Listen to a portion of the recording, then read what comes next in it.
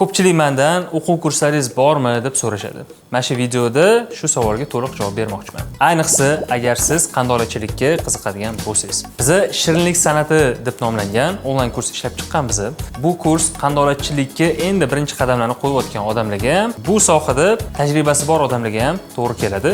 2 oyga mo'ljallangan kurs. Kursga 20 xil eng talabga ega bo'lgan shirinliklar kiradi. Undan tashqari o'zimning kolleksiyamdagi shirinliklar ham bor. Bu cheesecake San Sebastian, bu midavik, bu 2 xil Napoleon, merengovi rulet, tartlar, kekslar va hokazo. Har bitta retseptni men o'zim ustida ishlab, o'zimizning mahalliy masalliqlarga moslashtirganman. Ba'zi retseptlarni biz o'sha retseptni ustalari bilan birga suratga olib, video darslarga tayyorlaganmiz. Kurs onlayn formatda bo'ladi va 2 oy davom etadi. 2 oy davomida siz bergan savollaringizga javob olish ham imkoniyatingiz bor. Bizda tajribali kurator bor. Ular hamma savollarga batafsil javob berib turadilar. Undan tashqari, agar sotuvga chiqarmoqchi bo'lsangiz, biz konditerlar uchun hisob-kitob darslarni ham qo'shganmiz. Uni men o'zim o'tganman. Krem Bakery'dagi olgan tajribamga asoslanib. Konditerlar uchun mobilografiya darsi ham bor. Uni biz Kekamani bilan birga olganmiz va yana bitta qo'shimcha darsimiz bu Instagram orqali brendimizni qurib va sotuvlarni oshirish bo'yicha darsimiz ham bor.